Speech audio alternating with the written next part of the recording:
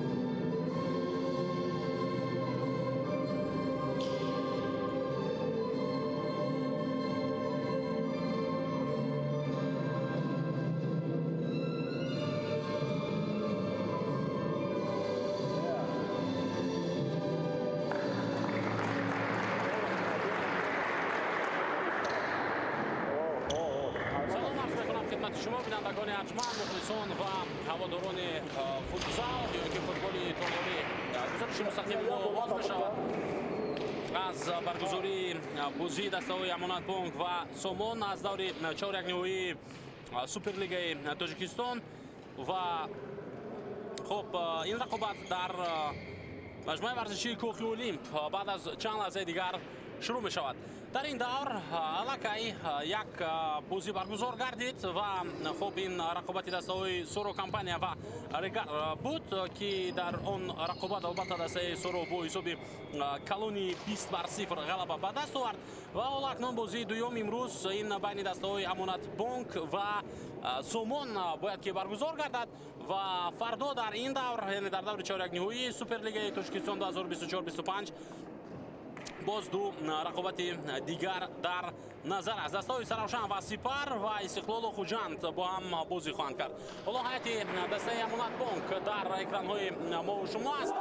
خب مراد علیقلوف رقمی 87 رقمی 8 نیکروز علی محمدов رقمی 9 فریدون نعمتов 77 ибудулло нузиров و رقمی 11 ریزوپور مهران بازیگرانی هستند که از دقیقه یکم بازی رو آغاز خواهند کرد. در هیئت دسته امانت بانک و سرمربیان ها شمشاد نیتبکov است. هیئت اساسی دسته سامان در بازی امروزه خوشبخت ایسایف رقمی 2 رقمی 7 رمز امروخانов 88 حاتمشاه رحمانов رقمی 10 حمید غلامی رقمی 11 خسرو خولینظرов و حکمت فیضулло سرمربی دسته سامان با حساب می رود. در بازی امروزه دوران رو من برای شما خواهم گفت. داور اساسی منوچهر زمانов است از شهر دوشنبه و خب یووری و ارکین مدیبایف است از شهر دوشنبه. داور احتیاطی ابراهیم خسیمov است از شهر دوشنبه و سونیا سنج مهراب و دینایف از شهر دوشنبه و خب نوزیری داوران کامل قربانов نوزیری بازی باشد فروخ غلامов در بازی بین دسته‌های امانت بانک و سامان. خب همه چیز آماده است برای شروع رقابت و بعد چند لحظه دیگر بازی بین این دو دسته آغاز خواهد شد. بازیگرانی که در هیئت دوم هستند حالا من برای شما خواهم گفت. رقم 6 ریزو حمید، رقم 7 خالد صبورов، 55 صابر گلیاکov، 10 امید کوزیف، 14 نسیم شریفov، رقم 23 مراد جان مرادov. این بازیگرانی هیئت دوم دسته امانت بانک هستند. صدای شکل‌دار بلند شد و از مرکز میدان رقابت بین این دو دسته آغاز می شود. و خب اکنون با هیئت دومی دسته سامان است توجه میکنیم. شهر ارجوم خانزاده رقم 9 رقم 14 کاپیتان دسته اسلم خان محمد جانی اسلم خان رقم 77 محمد افغانov رقم 8 کامران جان خوشوقتov رقم 19 علیشیر شریفov رقم 17 زورشو طالبشو زاده و رقم 1 فیروز بوز محدov. این هیئت دومی دسته سامان بود. الله هجوم را ببینیم در اجرای بازیگران سامان و توپ نرسید. حمید غلامی در این لحظه توپ از میدان زده بیرون کرده شد از جانب مراد علیقلوف دروازه‌بان دسته امانت بانک. در کنار ما شما فریدون نعمتov است و در بازی امروزه البته که دسته نامزد برای پیروزی از این تیم امانت بانک دانسته می شود و سامان در عموم در جدول مسابقه سوپرلیگا اندک موقع پایان‌تر رو دارد نسبت به دسته امانت بانک و حالا اکنون وقتی که دسته‌ها به دور پلی‌آف رسیدن و دور چهارک نهایی رسیدن این منظر مرحله است که خب برای قهرمانی از اینجا به بعد مبارزه شروع می‌شود بین دسته‌ها. برای دسته امانت بانک همچنین یکی از دسته‌های نامزد شانس رو کارشناسان بیشتر ارزیابی می‌کنند. هرچند حالا در مرحله پلی‌آف امکانیت برای هر دسته هست. نوبت از اینکه بعضی وقت یک تیم پرقوت‌تر است تجربه بیشتر دارد و یک دسته دیگر تجربهش کمتر است و اینکه در هیئت بازیگرانی خوب با مهارت نسبتاً کمتر دارد. ضربه جانبی دروازه و ضربه کلنجی به میان میآید برای دسته امانت بانک. تلاش از جانب ибудулло نوزیروف بود اما ضربه زده او رو برگردانید دفاعگر. و اکنون برای خوشبخت ایسایف حالت مشکل میتواند به میان بیاید. پس به داخل جریمه‌گاه امکانیت برای ادامه بخشیدن حمله. نیکروز علی محمدov میخواست پس بدهد به مرکز جریمه‌گاه و همدسته خود را با توپ تامین نماید اما او را زده از پا افتاندند. بله نیکروز علی محمدov را از پا افتاندند.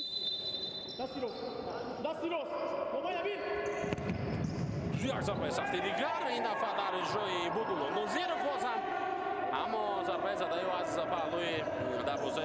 Хушбахт Исоев рафт.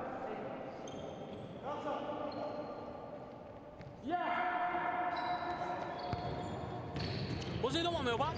بازیگران دسته سوم دو توپ قرار دارند. حالا در آغاز اینجا اشتباه. در آغاز بازیگران دسته امانت بانک برتری خود را از روی بازی نشان داده توانسته ایستادند. در حقیقت توپ را بیشتری دوران می‌کنند، بیشتر را پیش می‌روند و تا در اول عبودالله دو دفعه کوشش ضربه‌زنی داشت، یک دفعه ضربه کنجی کردند بازیگران این دسته، ولی فرصت را از دست دادند بدن و از اون ضربه کنجی استفاده کرده نتوانستند. و حالا اکنون بازیگران دسته سوم نسبتاً آرام‌ترند و بیشتر در دفاع بازی رو ادامه داده ایستادند آنها.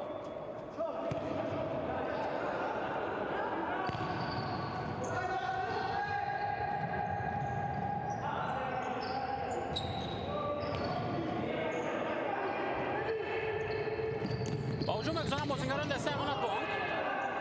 عبودالله توپ را از دست داد و حالا اکنون تلاش می‌کنند که برخی برگردد، اما در رقابت با بازیگران دسته امانت بانک او در این وضعیت روبرو شد با نکروز علی محمدوف هم دسته خودش و امکانیت را از دست داد. هجوم نوبتی سومون پاسی رمز امروخانوف بود. حالا عبودالله ضربه او با پشت پا خیلی هم زیبا، اما با چنین ضربه ها گل زدن به دروازه خوشبخت ایسایف کاری چندان آسان نیست.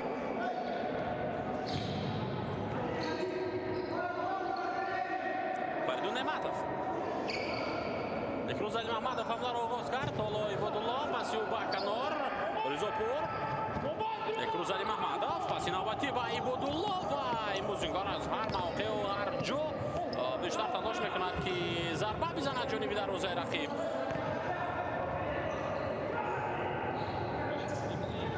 حالا هجوم دسته سامان را میبینیم و تو با ستون دروازه برخورد. امکانیت بود تا به دروازه مراد علیخولوف گل بزنند بازیگران سامان، اما فرصت را از دست داد حمید غلامی در همان لحظه.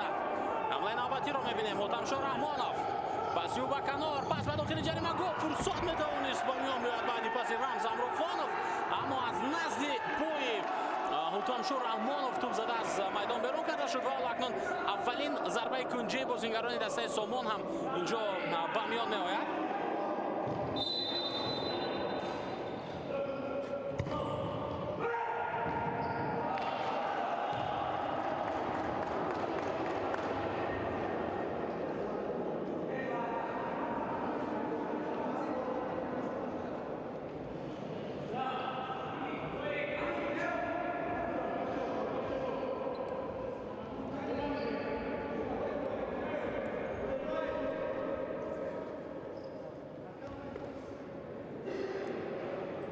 حالا در زبان دسته امانت بانک اکنون بازی رو ادامه خواهد داشت.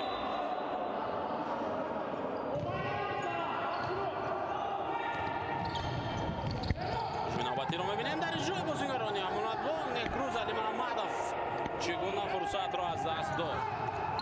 هجوم دیگر در جای دسته سامان، فرصت نوبتی برای زدن ضربه و خسرو خلی نظرف کوشش کرد تا ضربه بزند و حالا اکنون هجوم جوابی دسته امانت بانک را می‌بینیم. نکروز علی محمدوف او اعتراض دارد که قاعده بازی ویران شده است، اما نه، بازیگران دسته سامان در هجومند. امکانیت ضربه و علیخولوف دستش را نجات بخشید. مراد علیخولوف کاپیتان دسته امانت بانک. نکروز علی محمدوف اگر در همان وضعیت اعتراض نمیکرد و برمیگشت برای گرفتن توپ مبارزه را آغاز میکرد، فکر میکنم چنین حالت خوفناک در پیش دروازه دسته امانت بانک به میان آمدنش از احتمال دور بود، اما او اونجا اعتراض را ادامه داد و این باعث شد که موقع خالی شوند بازیگران سامان هجوم کنند. هجومی آنها بهتر از همه حمله‌های بازیگران دسته امانت بانک هم بود. باز یک ضربه دیگر زده شد. الله خسرو این دفعه کوشش کرد از مسافه دور ضربه بزند، اما ضربه او برگردانده شد. اکنون ضربه جانبی دروازه خوشبخت ایسایف.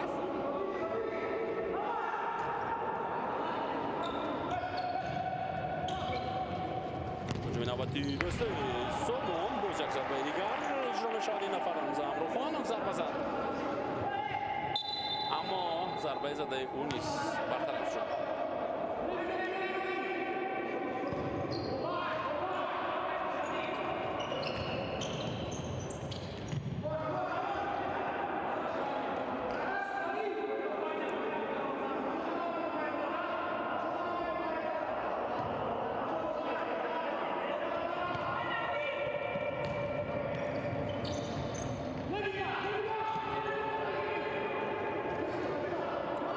ҳуҷум бозигарони дастаи Амонатбон. Зарба бо пӯи чап дар иҷрои Фариду Неъматов буд. Паси навбатиро мебинем. Имконият барои задани зарба ҷониби дарозаи хушбахт Исоев буд ва аз ин имконият истифода бурд бозигари дастаи Амонатбон, аммо хушбахт баргардонд тӯбро. ҳоло аут ба фоидаи бозигарони Амонатбонк. توپ از میدان بیرون شد، اما بازی خوشبخت ایسایف نیز در همان حالت بسیار عالی بود.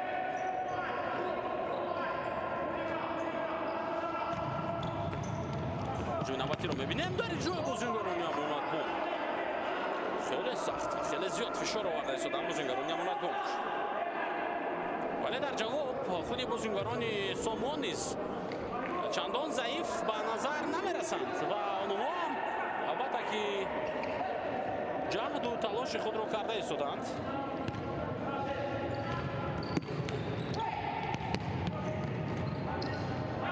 هجوم‌هایی هم داشتند که حتی بهتر از حمله‌های دسته امانتبانک بود. باز یک هجوم دیگر در اجرای بازیگرانی میزبان در بازی امروز و این دفعه کوشش امید کوزیف به نتیجه بود. امید کوزیف و خالد صبورов از جهت دوم الکی به میدان وارد گشتند در همین لحظه.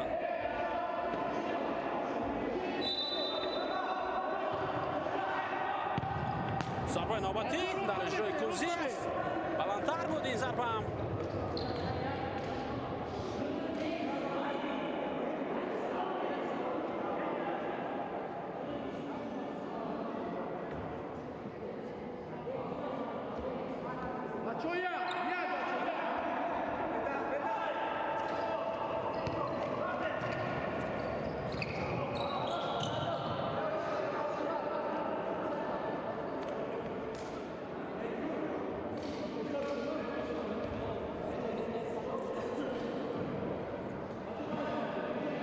ضربه کنجی است با فایده بازیگرانی امانتبانک.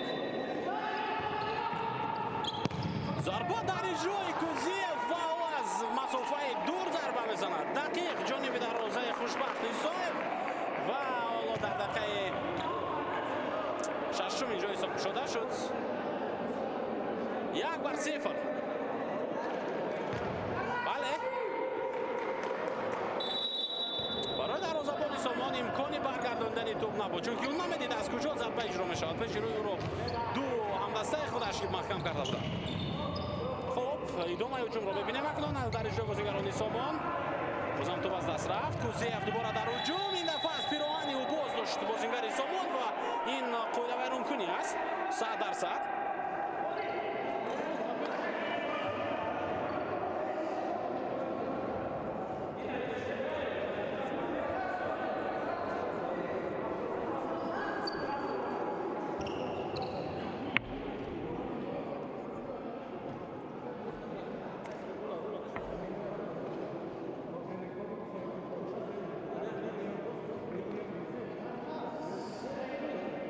وضعیت استانداردی علیشیر شریف فولو کارت زرد گرفته است در این حالت.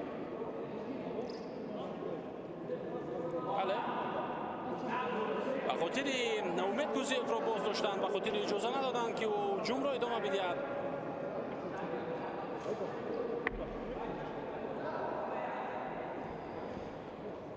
از این موقع حالا فرصت برای زدن ضربه است. باز به مرکز ضربه نوبتی در اجرای مهران رضاپور، اما ضربه زده او برطرف شد.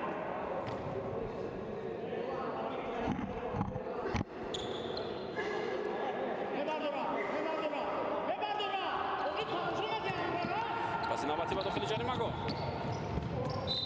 اوت. بازیگران دسته سامان حالا یک مدت فعال شده بودند، مخصوصا در رقطه‌های سوم و چهارم، اما از اونجا به بعد حالا دور که اونها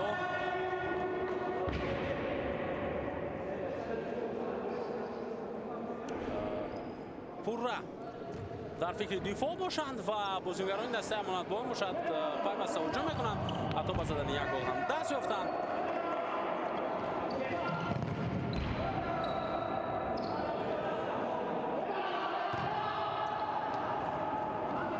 کوزیف در مرکز با توپ قرار دارد. توپ زده از میدان بیرون کرده شد.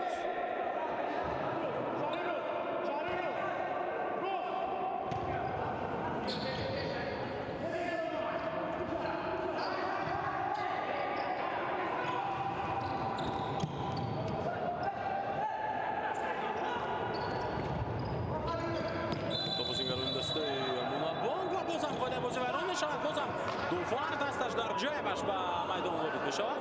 яъне ӯ шояд ба каси дигар бозам корти зард нишон бидиҳад. не ин дафъа бе корти зард ҳоло ин ҳолат пушти сар мешавад. Мехрузали маҳмадов эътироз мекунад ба довар.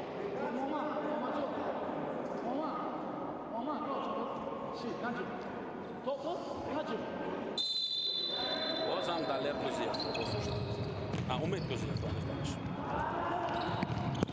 зорбои ноботӣ бисёрам сахт ҷониби дарвозаи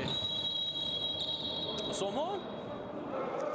ҳоло ягона нафаре ки бар муқобили ӯ гаштау баргашта таи ҳар дақиқа ду-се бор қоидаҳбозӣ вайрон мешавад. ин умед кӯзиев аст. ин бор бар муқобили ӯ қоидаҳбозиро асламхон маҳмадҷони асламхон вайрон мекунад. ҳоло саҳнаи такрорро мебинем. аз пушт зарба зад.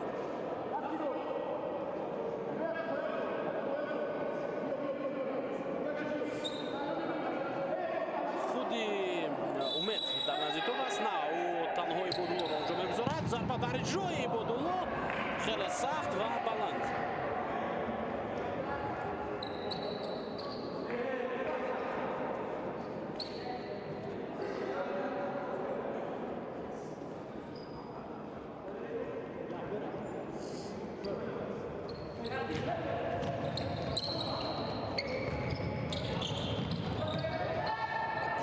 дастаи сомон қоидаҳбозӣ вайрон нашуд.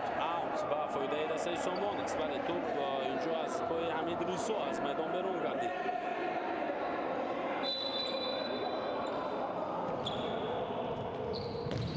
пас ба марказ метавонад мавқеъ задани зарба пайдо шавад. инҷо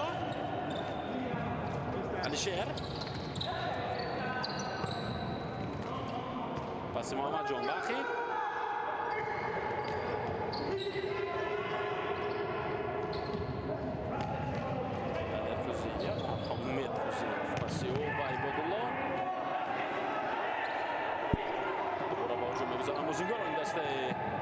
сомон то дар майдон боқӣ мондааст. пас ба маркази ҷаримагон дар иҷрои алишер шарипов ва бар муқобили некруз қоидаҳбозӣ вайрон шуд ин бор дар дохили ҷаримагон.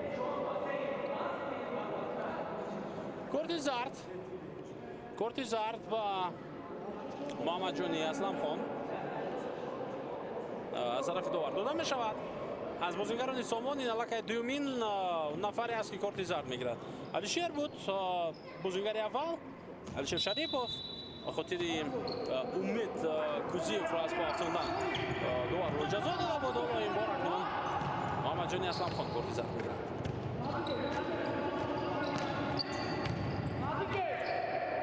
пасои кӯтоҳ ба ҳуҷум мегузаранд бозингарони амонатбонк. умед аллакай бо тӯб зарбаи навбатии заминӣ ва хушбахт ин бор бармегардонад тӯбро. аут ба фоидаи дастаи амонатбонк.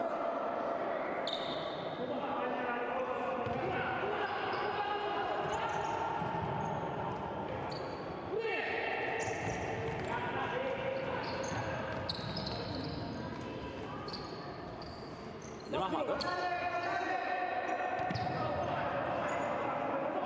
маҷбур шуд то бахтин баргардад бозингар ва имкони рафтан ба ҳуҷум ҳаст. ҳоло некрузали маҳмадов бо тӯб ҳаракати ӯ дар миёни ду футболбоз ва мавқеъро аз даст дод. тӯбро аз назди поён гирифтанд. то бозингарони сомон зарбаи бисёр андозоат дақиқ аз масофаи дур дар иҷрои шаҳрёр ҷумъахонзода буд. аммо дарвозабон Мурод Аликулов баргардонд тӯбро. ин бозигари шумораи 9 буд. бале шаҳрёр боз як ҳуҷуми дигари дастаи сомон. зарбаи навбатии шаҳрёр ҷумъахонзода аммо Мурод Аликулов ҳоло дарвозабони дастаи амонатбон гаштау баргашта бартараф мекунад ҳуҷумҳои дастаи сомонро.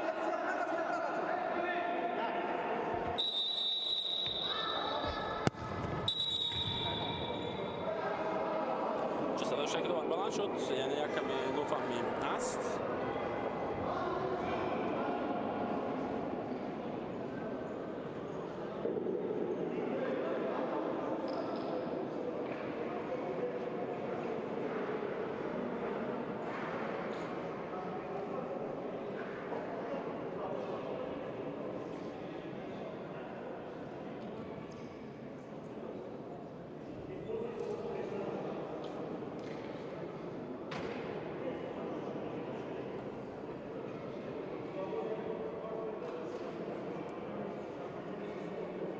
با گلی زده امید کوزیف گشته و برگشته برای ما شما نشان داده شد و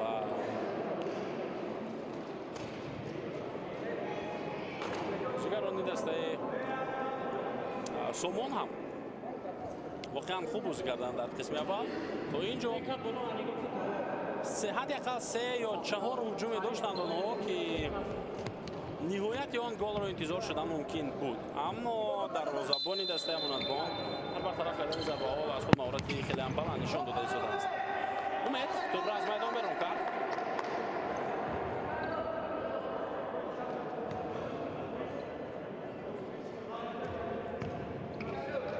پس محمد زاوانوف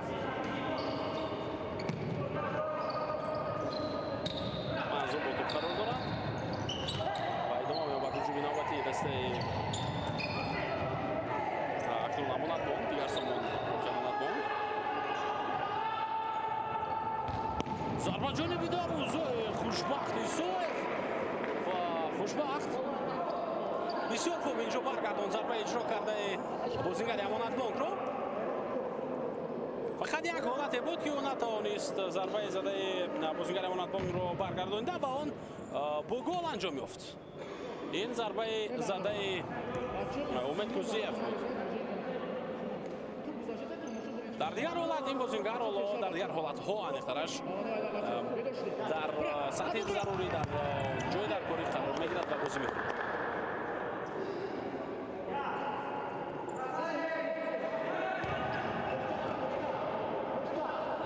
بعد هجوم دسته امانتبان کوزیف ضربه نوبتی بازم خوفناک، اما از پهلوی دروازه خوشبخت ایسوف گذشت بود این دفعه و ما گل رو ندیدیم.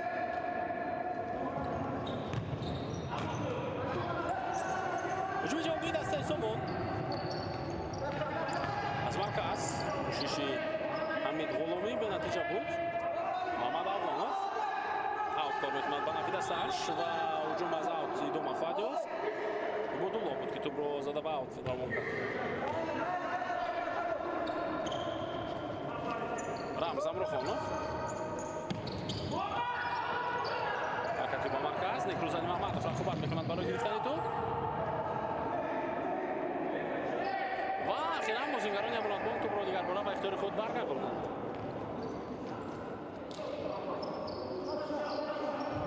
نسبت به دسته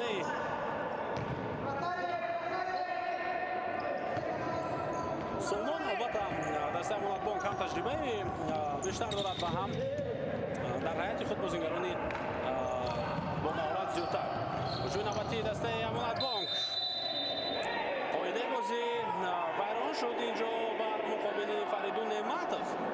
شاید از جانب رامز امروخانوف ویران گردیده باشد قاعده بازی.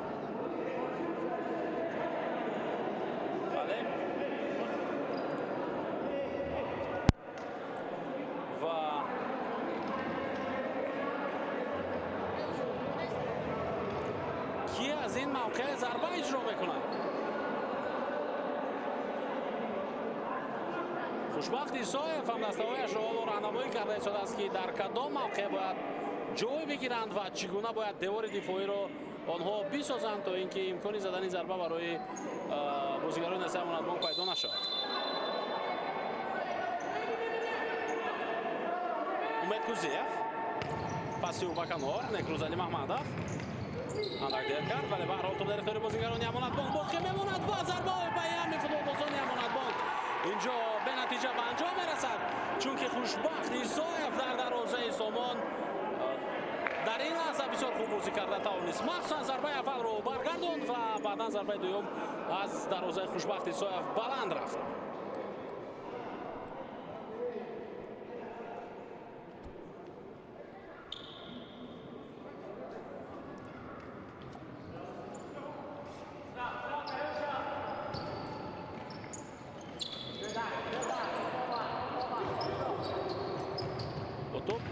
بازیگران دسته سامان هجوم این دسته را می‌بینیم. دوباره یک شماره بازیگران ضربه و این دفعه مراد علیقلوف نتوانست توپ را برگردانده. حالا اکنون حساب 1-1. بازیگران دسته سامان اخیراً در بازی امروز در رقم 2000 حساب را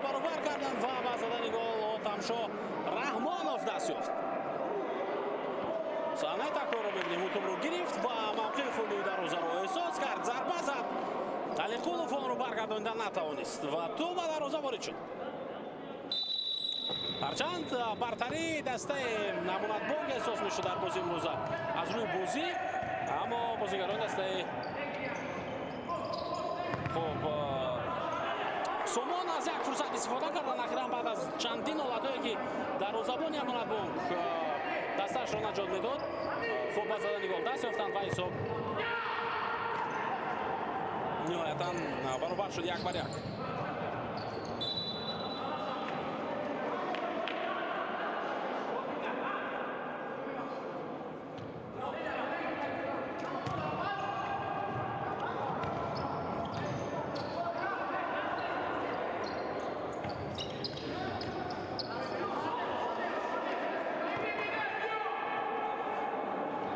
Toп дар ихтиёри бозигарони Амонатбонк. Меҳрон Ризопур паси ӯ. Холид Сабуров дар майдон аст, бозигари шумораи 7. баъди гол задан бозигарони Сомон акнун дар дифоъ қарор гирифтанд. Мекрузали Маҳмадов ту аз пои ӯ аз майдон берун нашудааст. дар он ҳолат Отамшо муаллифи гол аз ҳайати васаи Сомон дар ин вазъият топро аз майдон берун кард. Некруз ҳаракати ба марказ, зарбаи Некруз Алия Маҳмадов ва хушбахт Исоев онро баргардонд. хонухо таҷрибаи бозии Некруз Алия Маҳмадов дар арсаи байналмилалӣ ва оман дар майдонҳои бузург бисёртар аст. ба қавли дигар чашми ӯ кушодааст ва медонад ки дар чунин вазъиятҳо чӣ гуна ҳаракат кунад ва аз куҷо зарба бизанад. Аммо ҳуҷуми навбатии дастаи Сомонро мебинем. Имконият Аликулов онро бартараф мекунад ва намегузорад ки Отамшо Раҳмонов бори дигар ба задани гол даст ёбад.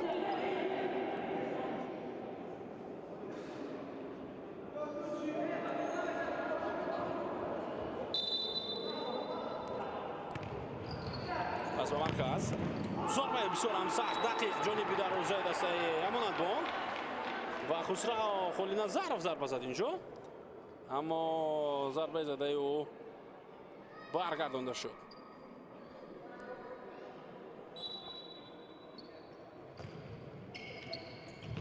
ҳуҷуми навбатии дастаи Сомон.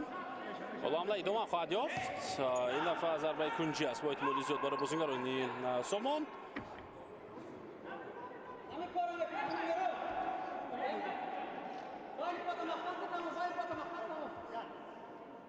Мурод Алиқулов дарвозабони дастаи Амонатбонк ишора мекунад. Бам дастҳояш ки мавқеи озод нагузоранд дар назди ҷаримагоҳи дастаашон.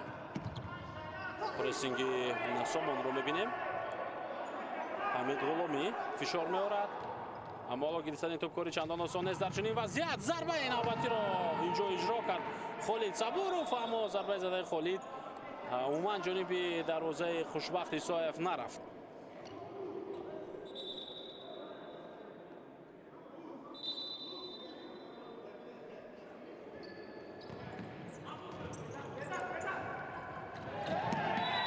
қоидавайронкунӣ аз тарафи бозигарони дастаи Амонатбонк.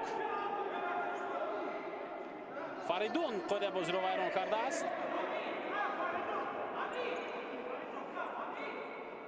ва довар ба ӯ метавонад ҳатто дар ин вазъият корти зард бидиҳад агар ӯ хуб идома бидиҳад баҳсҳои худро. Умед Кузиев ҳоло ба баҳс ҳамроҳ мешавад.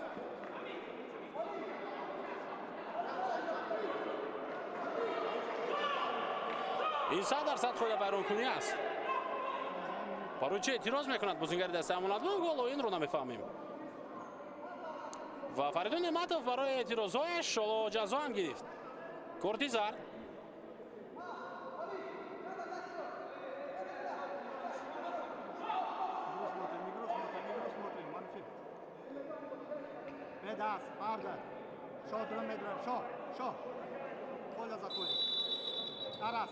садаи шакидовар.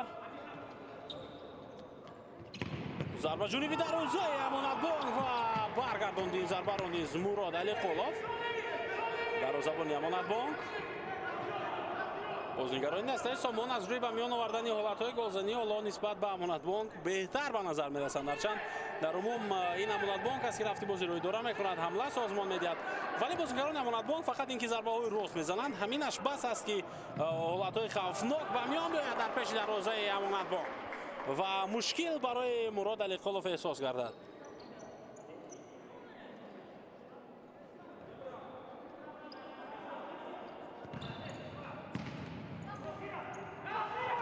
هجوم نوبتی دسته سامان، امکانیت برای زدن گل نوبتی و توبتی دروازه برخورد. فرصت بهترین را از دست دادن بازیگران سامان. حالا اینجا باشد دروازه‌بان خوشبختی سایف رو از میدان بیرون کرد. خسرو خالی نظرف بعد پاسی حمید غلامی ببینید چقدر عالی بازی کرد در این وضعیت. از بالای سر دروازه‌بان، از بالای سر مراد علیقلوف توپ رو روان کرد، اما توبتی دروازه برخورد و فرصت از دست رفت. باز یک هجوم دیگری بازیگران دسته امانت بانک به نتیجه. اکنون در جواب بازیگران سامان چگونه بازی خواهند کرد؟ خسرو خالی نظرف فکر کرد که از طرف دست راستی و هم دسته حرکت را ادامه داده است، از پس داد به اون موقع، اما کسی آنجا نبود.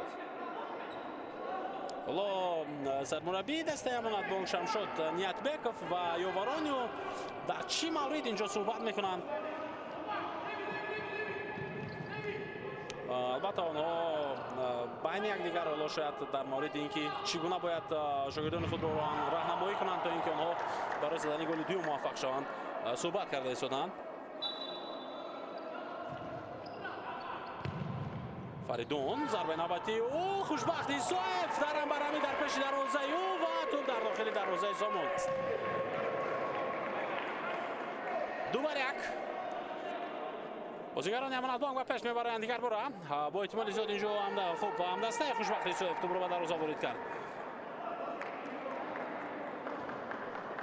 هرچند حالا صحنه تکرار را ما انتظار میشویم تا بدونیم که چی شد. آخرین بار کی توپ رو ضربه زد؟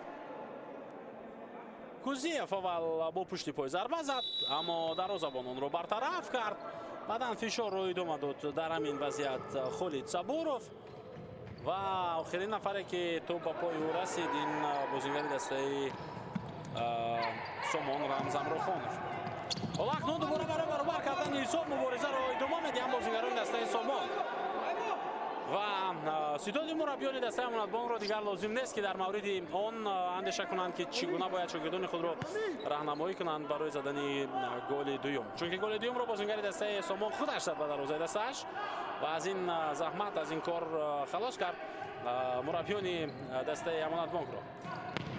ضربه نوبتی بسیار هم سخت بود این ضربه و اما محمد جانی اسلم خان برگردانید آن را.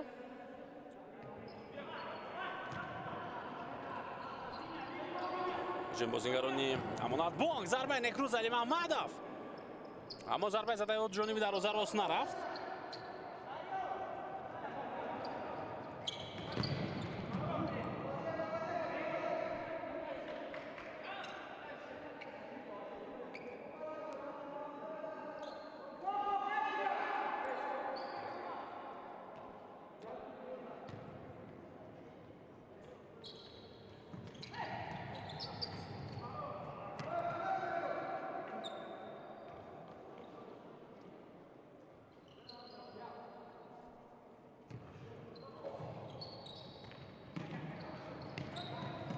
ادامه می‌یابد بازی و دوباره اکنون صدای شکل را بلند کرد. اینجا با فایده دسته امانت بانک است. حالا اشاره می‌کند دوباره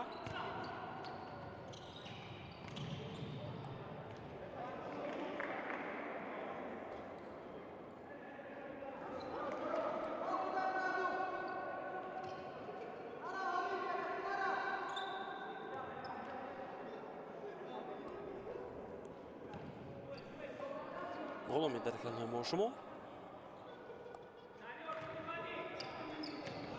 بازیگزاری نوبتی بازیگران سامان نه چندان پسی خوب بود در این وضعیت در اجرای علیشیر شریفوف. هر حال این اشتباهی نبود که بازیگران امانت بانک از آن استفاده کرده گل بزنند، ولی توپ را از دست دادن بازیگران سامان در مرکز میدان. ادامه هجومی امانت بانک را اکنون می‌بینیم. اومد مبارزه برای نگه داشتن توپ در میدان و موفق شد.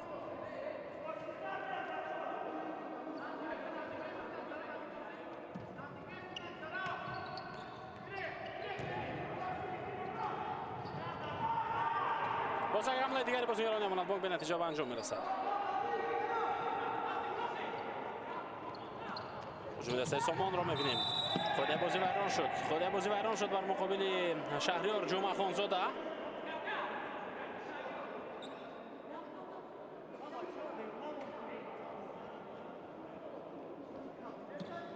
اکنون فرصت از وضعیت استانداردی از ضربه جریمه وی به فایده بازیگران سامان.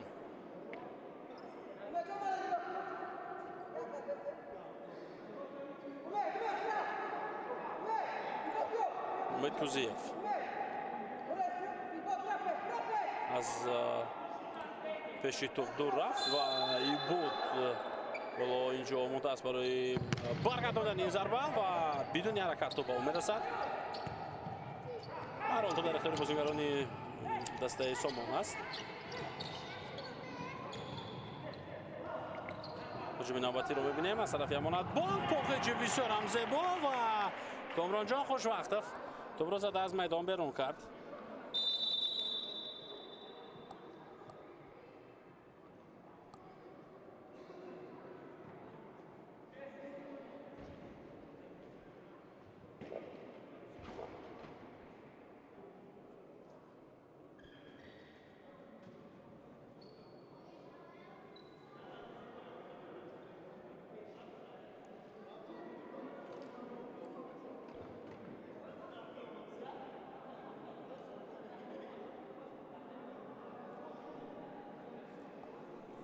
حالا اینجا گلی زده بازیگران دسته سامان رو دیدیم. حاتمشا رحمانوف بسیار یک ضربه عالی اجرا کرده بود در همان وضعیت و مراد علیقالوف از عهده برطرف کردن اون ضربه نبرآمد در همان لحظه و فرصت رو از دست داد. حالا اینجا وقت به پایان میرسد. بازیگران باید به میدان برگردند تا اینکه در قسم اول حالا رقابت رو ادامه بدهند آنها.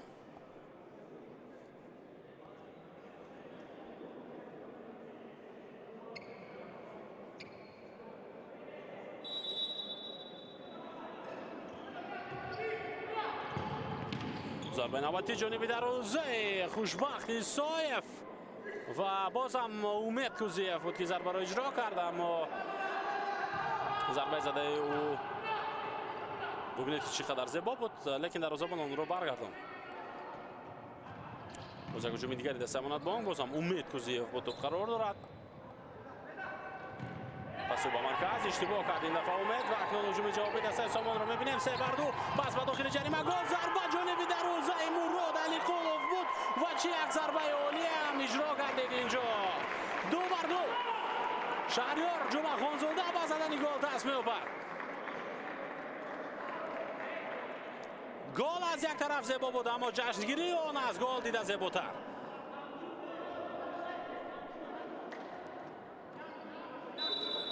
از امانت بانک و سامان حرکت یک نمایش عالی رو برای ما شما نشان داده ایستادند. از میان پایه‌های مراد علیقالوف اینجا ضربه اجرا کرد، نه از کانوریو.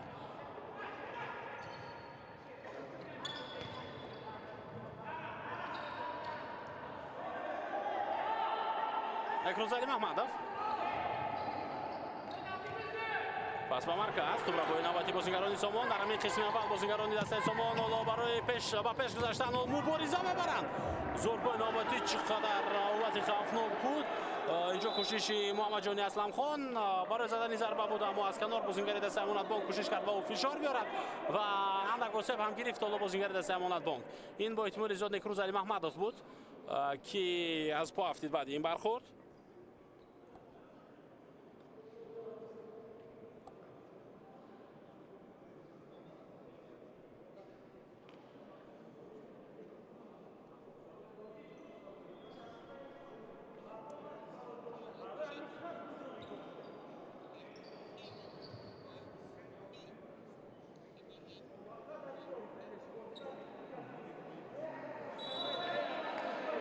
Расада бошад ки давар баланд мешавад ва рақобат идома меёбад.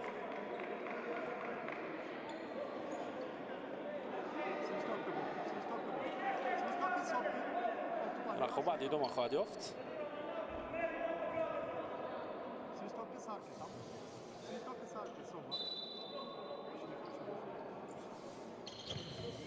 Пас ба марказ.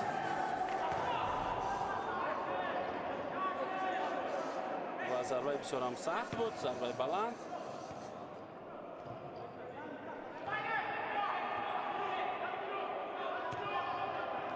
ҳоло акнун бозӣ идома меёбад. бо то бозингарони дастаи Амонатбонк. ҳар чӣ қадар ки мубориза бурдан бозингарони Амонатбонк, аммо қисми аввалро бо эҳтимоли зиёд дар ҳолате ки пештар бошанд онҳо ҷамъбаст кардан наметавонанд. чунки бозингарони дастаи Сомон хеле хуб бозӣ карда тавонистанд. воқеан хуб бозӣ карданд. ҳуҷуми навбатиро мебинем. гузариши бисёр зебо, зарба ҷониби дарвозаи Мурод Алихолов, аммо тӯбро бо қафаси сина барнагардонад.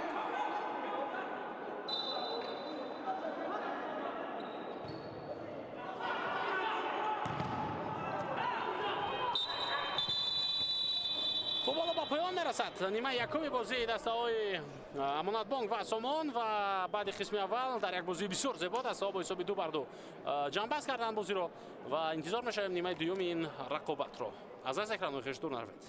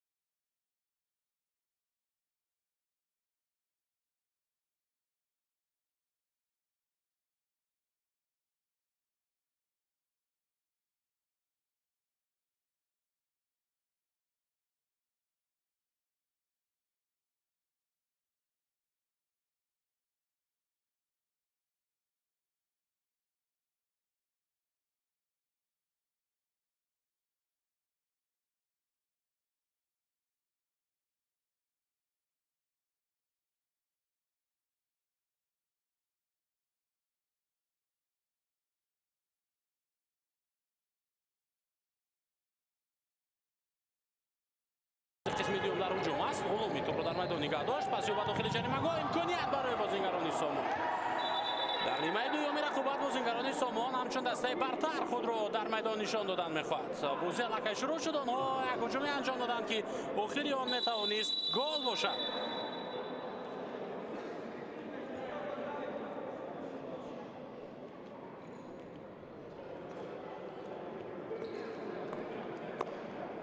و کمی حالا نفهمی به میان میآید. به هر حال اینجا اوت با فایده بازیگران سامان است.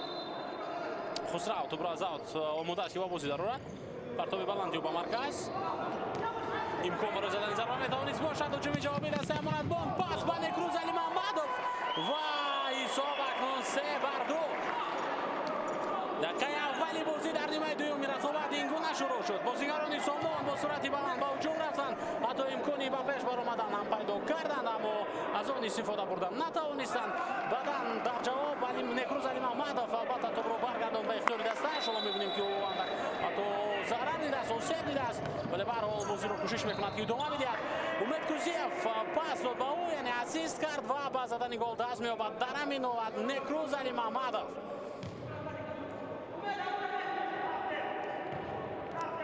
در بازی امروزه برای نکروز نخستین گل است. مراتب سوم میشود که بازیگران امانتبانک به پیش میبرند. در قسم اول آنها 3 دفعه در قسم اول 2 دفعه به پیش برآمدند. حساب را 1-0 کردن، بعدا 1-1 کردن بازیگران سامان، یعنی جواب گفتن نگذاشتن که پیشرفتی امانتبانک ادامه بیابد. بعدا 2-1 شد حساب. خود بازیگر دسته سامان به دروازه دستش گل زد در نیمه اول رمز امروخانوف، ولی بعدا باز یک گل دیگر در قسمت پایانی نیمه اول شهریار جمعه‌خانزاده زد و حساب را برابر کرد 2-2. حالا بازی قسم دوم باز هم به نفع دسته امانتبانک میشود. پایانی آن به نفعی که میشود حالا معلوم نیست. نکروز علی محمدوف با توپ قرار دارد و در هجوم دستش رو نگاه می‌دارد. اینجا ضربه بسیار هم سخت در اجرای او بود، اما بازیگر دسته سامان آن رو برگرداند. خب ما اخیراً فرصت پیدا می‌کنیم که با هیئت ها توجه کنیم.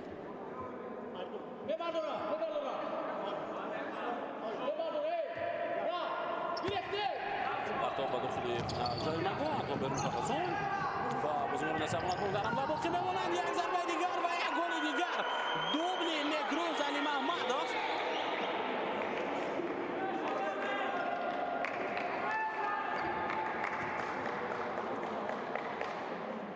دوبل نکروز علی محمدوف در بازی امروزه در 2 دقیقه اول رقابت دیده می شود و صحنه تکرار را بیاد ببینیم که پاسی خوب از طرف فریدون نعمتوف بود و نکروز علی محمدوف البته از استفاده بردن چنین امکانیت ها خودداری نمی کند و حالا اکنون حساب 4-2 به فایده دسته امانتبانک می شود. این البته که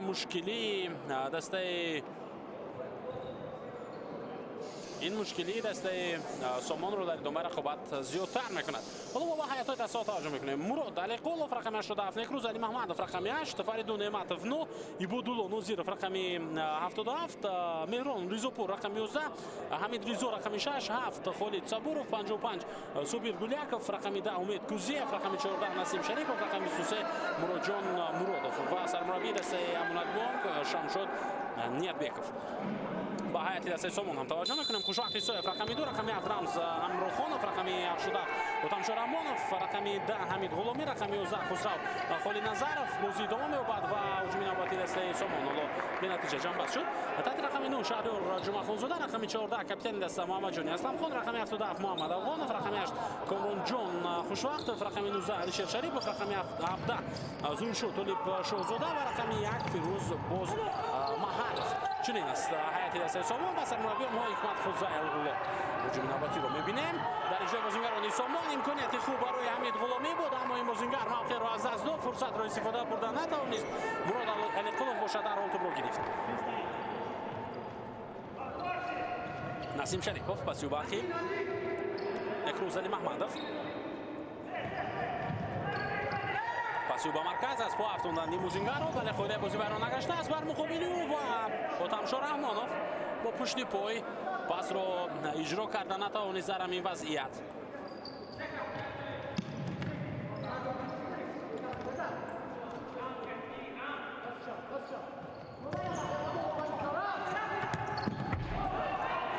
имконияти навбатиро аз даст дод Меҳрон Ризопур. дар ҳуҷум бар муқобили дастаи Сомон.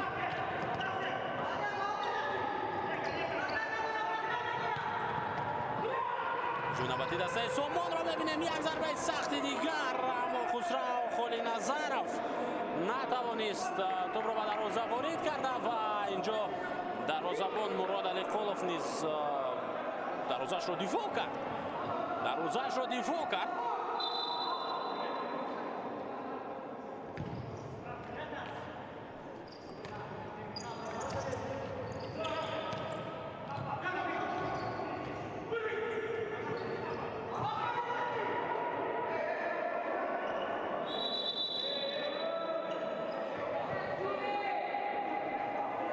боз андак нофаҳмӣ инҷо ба миён меояд байни бозингарон.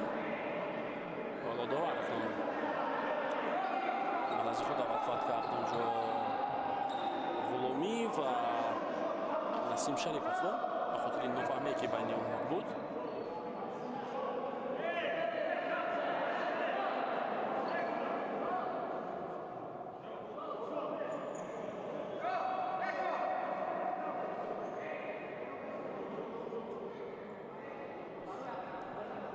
барои ин ҳолат фикр намекунам ки касе корти зард бигирад, вале ба ҳар ҳол Довар вазифааш аст ки фаҳмонад бозигарон ки дар идома чӣ гуна амал кунанд. Хераҷ Носиёв аз чизе нурӯзи аст шояд аз кадом қарори Довар, яке аз мураббиёни дастаи Сомон. ҳуҷуми навбатиро мебинем. Умед Кузиев ҳаракати ба марказ. Умед Ғуломиро аз назди худ дур кард ва чӣ гуна голи олӣ дар иҷрои Умед Кузиев. аллакай бозингари дуюми дастаи Ҳамонатбонк аст ки дубл мекунад дар бозии имрӯза. маҳз голи аввалинро дар ин рақобат ӯ зада буд ва ҳоло ҳисоб акнун 5-2 ба фоидаи бозингарони Ҳамонатбонк. Хушбахт Исоев дар қисми дуюм амакӣ дар 4 дақиқа 3 тӯб ба дарвозааш сар дод. инҷо гунаҳгор Хушбахт Исоев нест. инҷо айби зарбаи Умед Кузиев буд ки аз ҳад зиёд хуб буд. аз ҳад зиёд ин зарба хуб буд.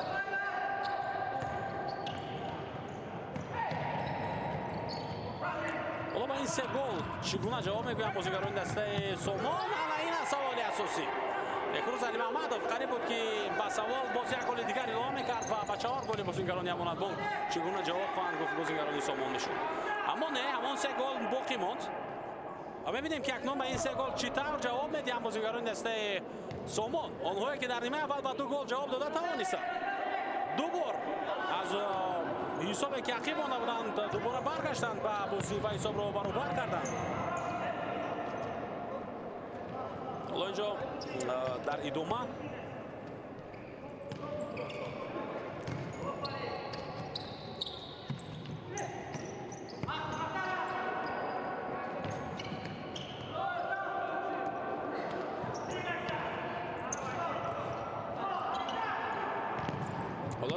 акнун бозигарони дастаи Сомон оё дубора метавонанд ба бозӣ баргарданд ё ин ки ин аллакай поёни ин рақобат мешавад.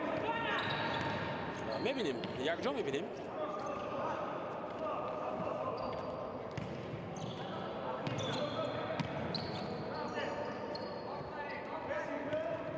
то бозигарони дастаи Ҳамонатбонк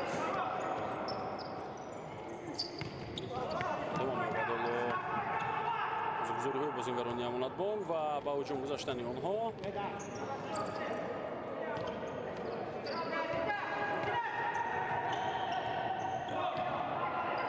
ҳамлаи навбати дастаи Сомон. фурсат барои бозингарони дастаи Сомон ҳаст. инҷо Мурод Алиқулов ходаи бозиро вайрон кард ё не? доварон хомӯшанд. ин маъноро дорад ки ходаи бозӣ вайрон нашудааст аз ҷониби капитани дастаи Ҳамонатбонк. гарчанд дар ҳамин ҳолат Алишер Шарипов дар замин хоб аст.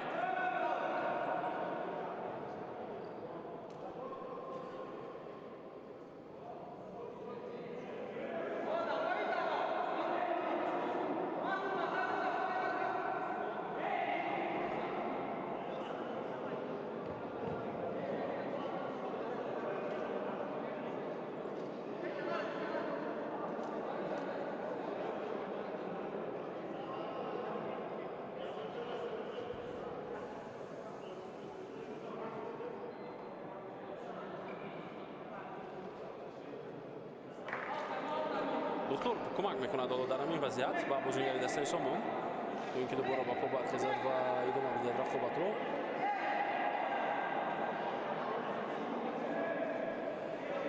خب اونجا خود بازی برون نگشته است.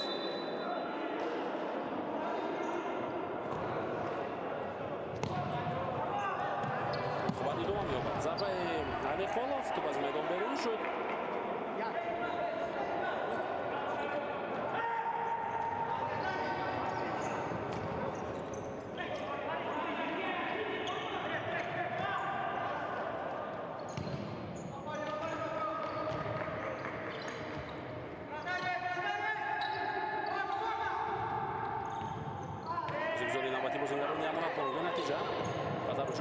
سومون قرار دارد.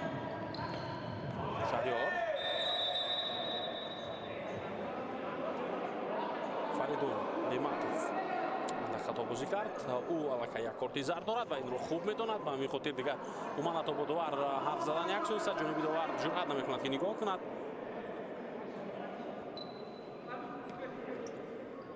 چون که در حال بحث کردن و اعتراض کردن به قرار داور میتواند که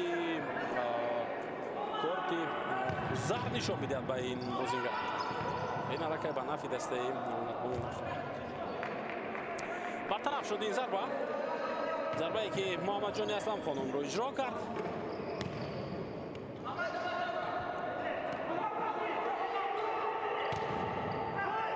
اشتباه نوبتی بازیگران سومان. امکانیت برای کوزیف. ضربه نوبتی او و خطریک امید در بازی امروزه. الکای بقای گرفته نشود این بازیگر. بهترین بازیگر میدان هم هست در این رقابت. اشتباه دروازه‌بان خوشبختی صایف بود که با مرکز اومد و با شرافت با مرکز اومدن او امید کوزیف امکان پیدا کرد که گل سوم خود و ششم دسته‌اش را بزند. حالا گویا که بازیگران سومان باید بازی را اداره می‌کردند و با هجوم می‌گذاشتند و 5 نفره یعنی در میدان بازی می‌کردند. اما ببینید که چی شد و توپ بر روی خوشبختی صایف برخورد. دروازه‌بان دسته سومان اندک سیو دیده است و البته حساب 4 یعنی به فرقت 4 توپ به نفع دسته امانت بانک می‌شود. 6-2.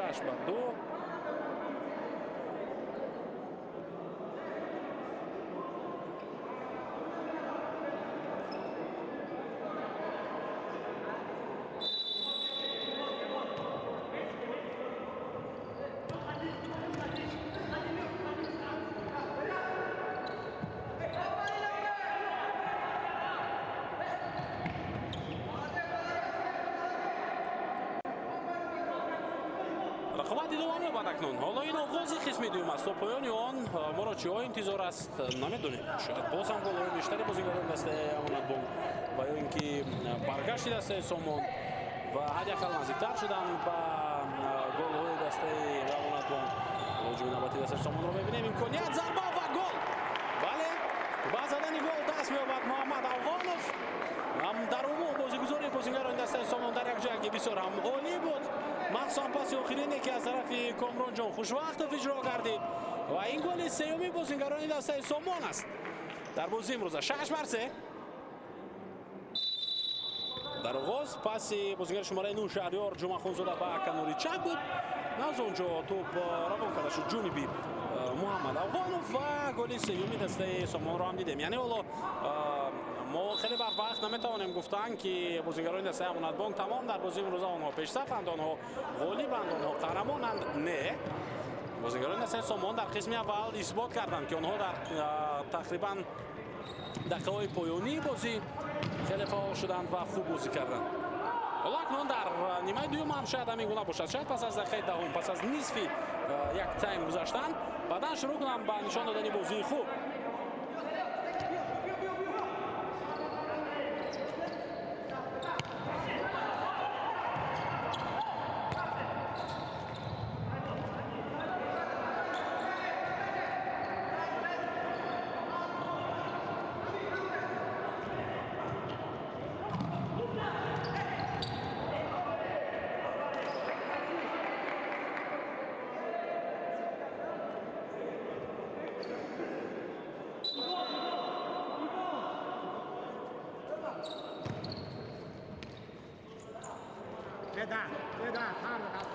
با تو بازیگران دسته امانت بانک اوت تو با شهریار جمعه زوده برخورد و از میدان بیرون شد.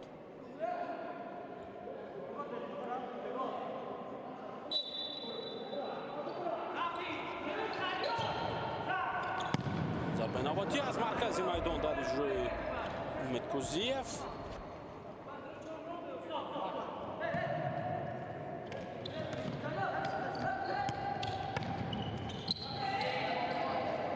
نواتی رو میبینیم بازم پس به داخل جریمه‌گاه بازم شهریار انجام تو میرسد و بازم او توپ را از میدان بیرون میکنه.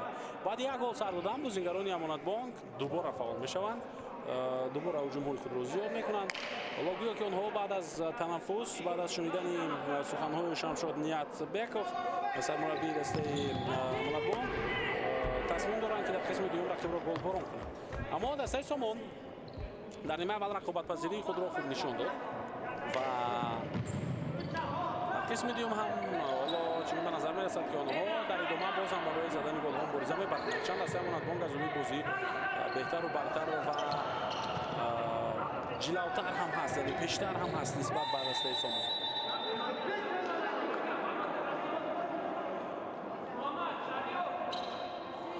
وضعیت استانداردی به فایده بازیگران دسته سامان گفته می شود. اکنون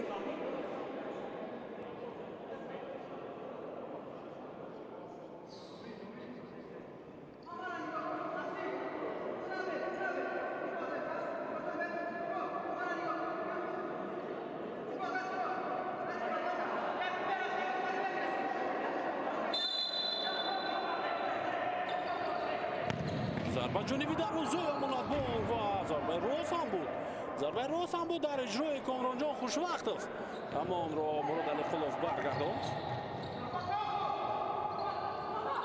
در روزه بان برگرداند آن را و باز هجوم دیگری دسته سامان. این دفعه بعد رسیدگی به پای بازیگر امانت بانک توپ از میدان بیرون شد.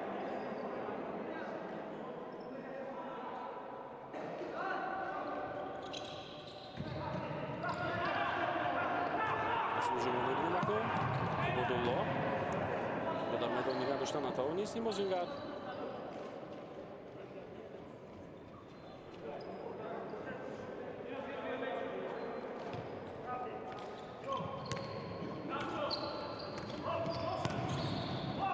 بازگذاری نوبتی بازیگران دسته سامان. باز یک فرصت دیگر برای زدن ضربه غلامی، ضربه او با پای چپ اما بلند زد از دروازه مراد علیخلوف. در همین وضعیت حمید غلامی و فرصت را از دست داد. این حالت بود که گل چهارم بازیگران دسته سامان را ما میتوانستیم ببینیم.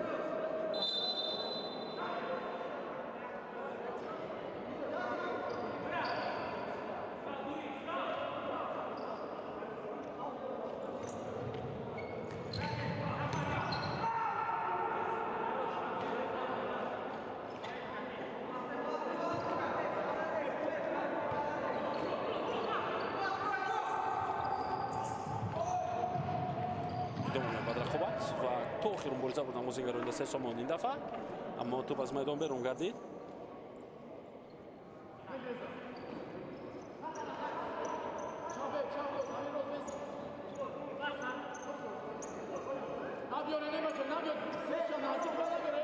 امید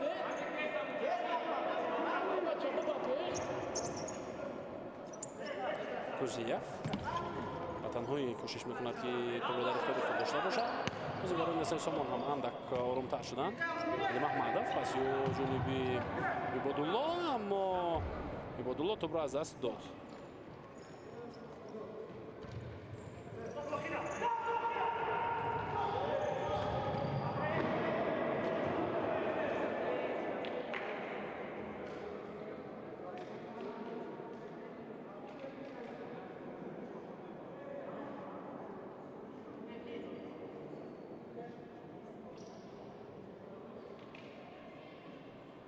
حالا امکانیت برای بازیگران دسته سامان اکنون به میان میآید.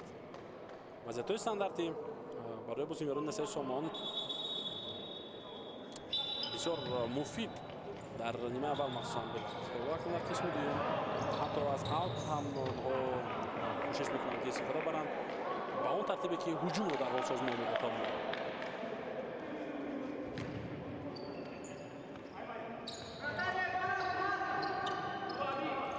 ҳуҷуми навбати дастаи Амонатбонк.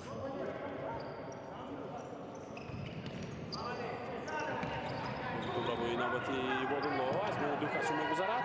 инҷо талош мекунад барои задани зарба. Бузингар ва зарбаи сахти ӯ, аммо топ аз паҳлӯи дарвозаи хушбахт Исоев гузашт.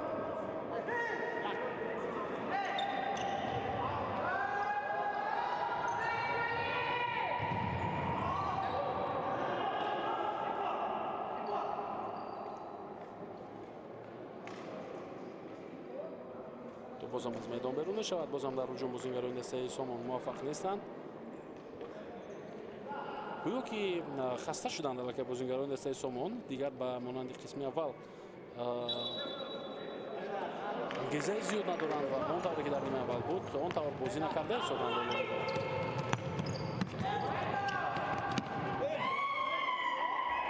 бисёр камдаи тези дигар бо суръати дигар ва ин ҳам бартараф шуд.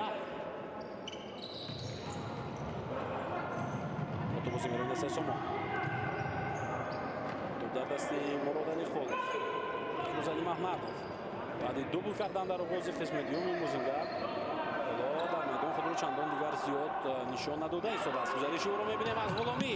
аз тариқи марказ ҳамларо идома медиҳад Фирӯзалӣ Маҳмадов ва поғеҷи анҷомдодаи Отамшо сабаб шуд ки ин бозингар аз пой афтад. аммо ҳуҷуми дастаи Сомон овоз шуд. пас ба маркази ҷарима гол имконият буд, аммо бартараф гардид ин вазъият. Фирӯзалӣ Маҳмадов ҳанӯз дар замин аст ва ӯ ба кӯмаки духтур ниёз дорад шояд дар ин ҳолат.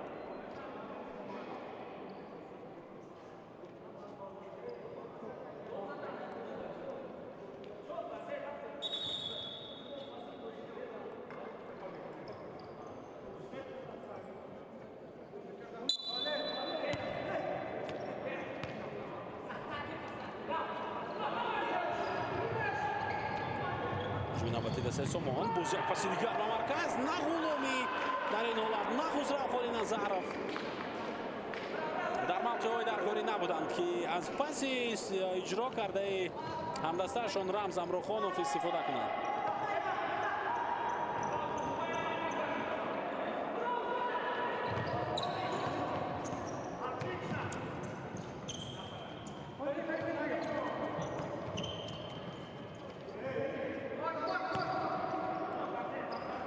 бозам бо ту бозигарони дастаи Амонатбонк.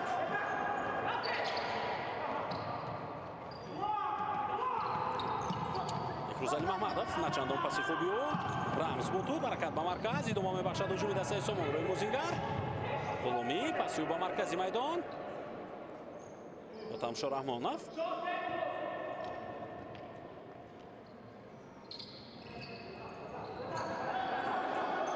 бозигарони Амонатбонк пурра дар дифоъ менишинанд.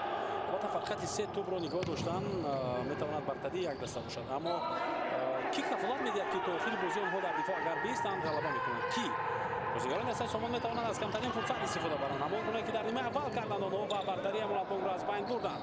идомаи ҳуҷуми дастаи Сомон, фурсат барои задани гол, ҳатто метавонист дар ин вазъият ба миён биёяд, аммо иштибоҳи Ҳотамшо Раҳмонов дар иҷрои пас ҷониби Ғуломӣ буд ва ин бозингар имконияти хуби бозингарони дастаи Сомонро аз байн бурд дар ҳамин вазъият.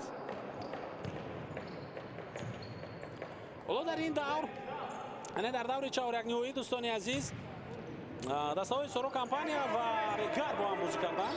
ҳуҷуми навбатиро мебинем. Ғуломӣ, гузариши ӯ, зарба ва гол. бале дӯстони азиз, бозингарони дастаи Сомон аллакай ба голи чаҳоруми Амонатбонк ҷавоб доданд ва ин ҳамин Ғуломӣ буд ки ба задани гол даст ёфт ба тӯри дарвозаи Мурод Алихолов ва фақат ду голи дигар акнун барои онҳо лозим аст то ин ки баробар шаванд бо дастаи Амонатбонк.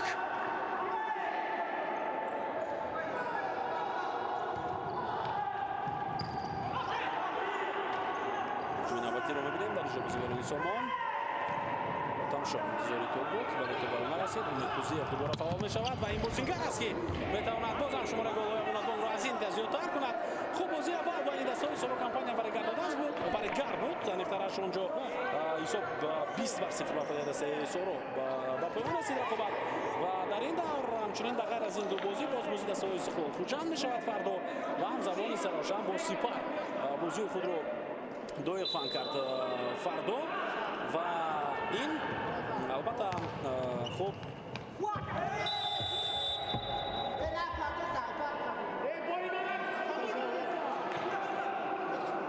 معین خواهد کرد که کدام دسته ها و در دیگر می روند و من نتیجه های اخیر چگونه می شود.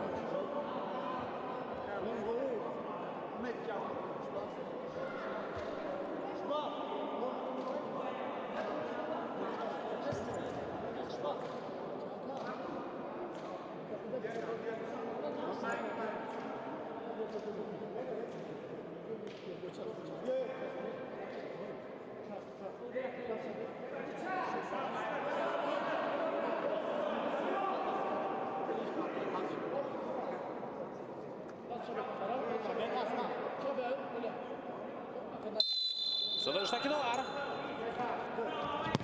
زاربا جنوبی در اوزاف و خوشبخت ایسایف چگونه گرفته برو در این هولر. حالا ما انتظار میشیم سرمایه تکرار را ولی اینجا باید اول هجومی دسته سامان رو ببینیم. تو در داخل جریمه گوی هماند بانک امکانیت میتوانست باشد اما مراد نیکول است عدم فاول شد و اخیرا تو رو هم گرفته توانست.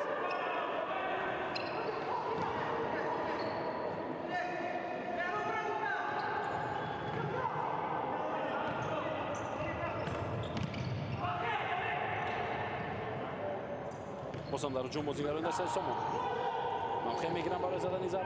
امید غلامی تو داخل دستش با مشکلی هم که بود و نگاه داشته توانست در این وضعیت.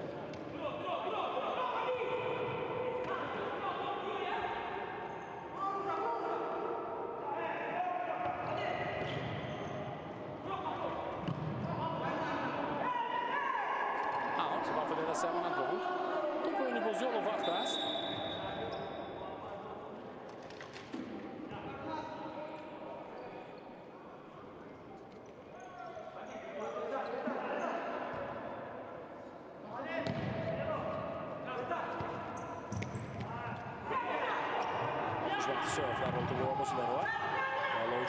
دسته سامان یک ضربه سخت دیگر اجرا میشود این دفعه از جانب خسرو فالی نظرف اما ضربه اجرا کرده او از پهلوی دروازه مراد نیکول گذاشت. امید کوزیف در مرکز توجه کارگردان قرار دارد و این بازیگر بود که بازی دسته امانتبان رو در قسم دوم تماما تغییر داد. 2 گلی در قسم دوم و عموما خطریکی در بازی امروز اولو به قد گرفته شد. یعنی 50% گل‌های امانتبان رو در بازی امروز از کوزیف زد.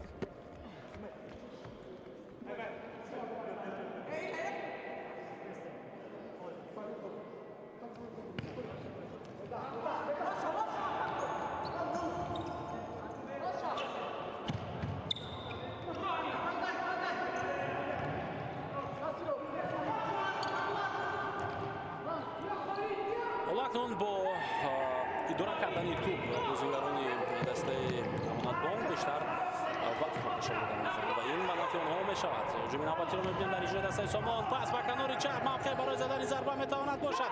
غلامی ضربه او برطرف گردید این ضربه. هجوم جوابی رو می‌بینیم در زبون دسته سامان. خوشبخت ایسایف با پیش آمد و این حالت رو برطرف کرد.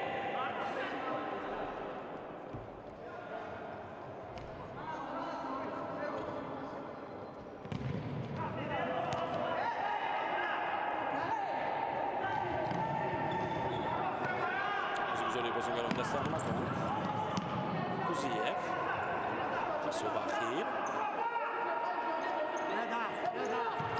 موقع برای زدن ضربه میتواند همین موقع باشد اما ضربه فریدون نعمتov جانب دروازه راست نرفت. یکی از بازیگران دسته امانتبانک بازم از پای افتیده است. این کی هست؟ حالا ما انتظار میشیم تا ببینیم. اما اینجا ببینید که اکنون خوشبخت ایسایف را چگونه ایرج نوسیف میفهماند که وقتی توپ رو میگیره دروازه‌بان با کدام موقع باید روان کند و کی رو اساسا در مد نظر داشته باشد و با کی توپ رو پرتاب کند. امید کوزیف فعالترین بازیگر دسته امانتبانک در بازی امروز حالا خود را چندان خوب حس نمیکند و اینجا ما گلی زده او رو میبینیم. این اصلا یک گل نبود، این بالاتر از یک گل بود، این یک شاهکاری بود با چنین ضربه با پای چپ. البته در رفت گزارش هم اشاره کردیم که اونجا عیبی دروازه‌بان نبود که تو به دروازه وارد شد، عیب در سر ضربه اجرا کرده امید بود که از حد زیاد خوب بود.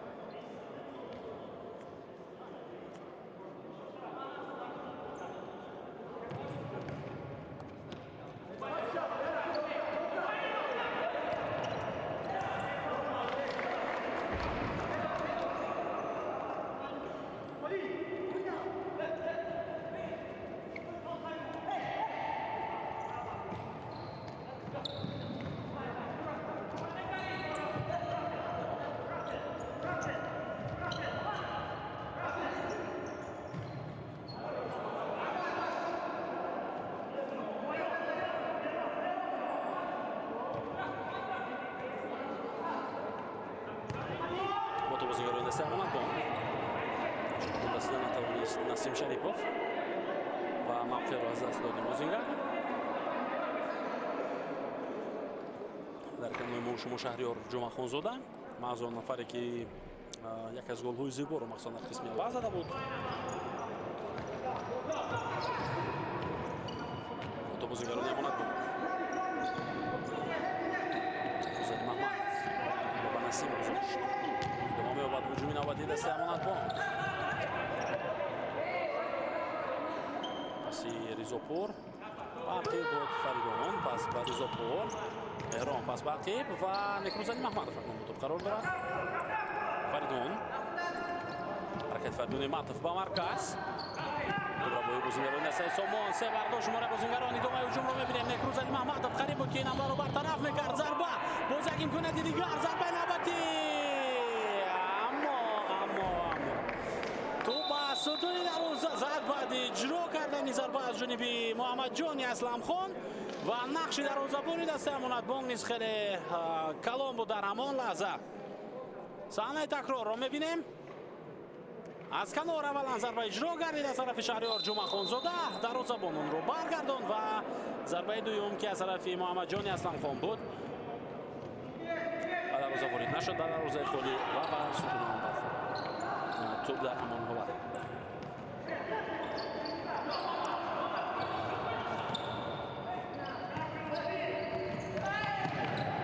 هجوم نوبتی دسته سامان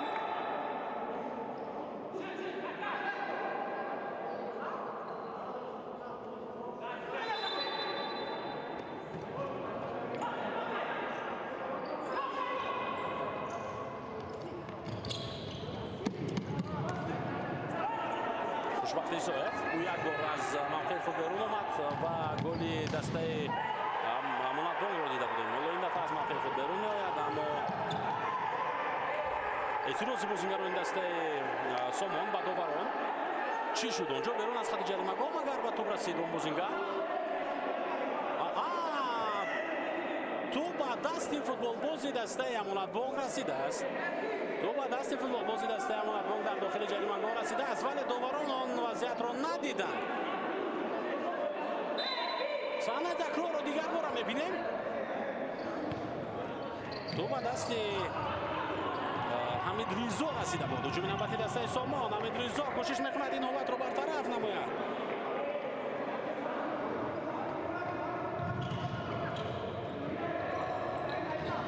ضربه نوبتی امکانیت برای بازیگران سامان و توپ از میدان بازم بیرون گردید.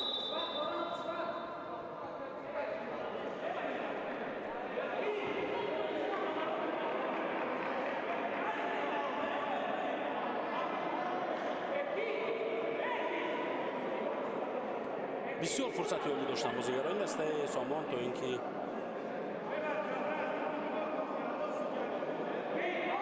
انجام خود رو بزنند. و اکنون در این لحظه‌های حساس می‌بینیم که چگونه مربیان شاگردان خود را راهنمایی می‌کنند تا اینکه در ادامه آنها در همون چند لحظه باقی مانده بازی کنند برای نتیجه به دست آوردن. هم بازیگران دسته سامان هم بازیگران دسته امانتبانک که با فقط 2 توپ بالا پیش رفتند.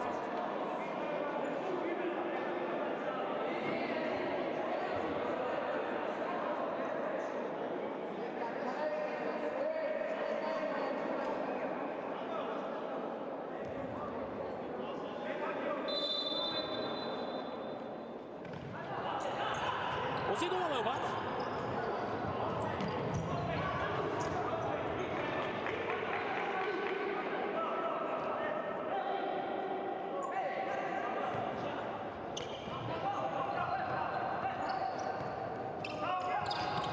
بازیگران دسته سامان محمد بسیار خوب رو در اختیار دستش نگه داشت. ضربه نوبتی از طرف الشیر شریپوف.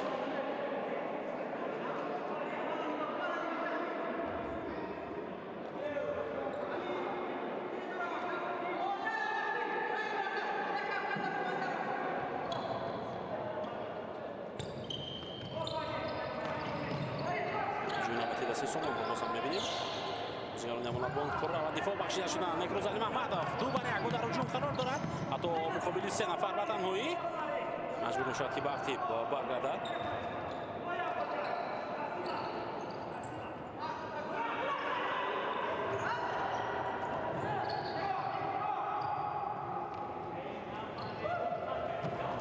نوبتی امانتبانک رو باز هم می‌بینیم. باز هم نیکروز علی محمدov به تنهایی در هجوم فعال است. و امان الله اکنون هدف اساسی دسته امانتبانک در دفاع باقی موندن است در این ثانیه‌های اخیر. زحمت زیاد کشید نیکروز علی محمدov در بازی امروز. حتی قریب بود که اوسب هم می‌گرفت. فریدون پس به دروازه‌بان.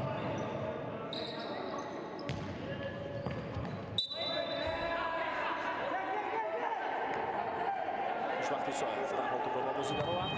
ضربه از مسافه دور و همین حالا بازی به پایان میرسد بین دسته‌های امانتبانک و سامان. و خوب 6 بر 4 شد حساب بازی. به نهایت بازی خوب را ما در اجرای این دسته دیدیم. دسته امانتبانک به پیروزی رسید و تشکر میگیم به هر دسته برای چنین یک بازی زیبا و تشکر میگیم به شما که این رقابت را با ما یک جا تماشا کردید. این امیدین احمدزاد بودم با شما تا این دورهای دیگر. سربلند و پیروز باشید. خیر.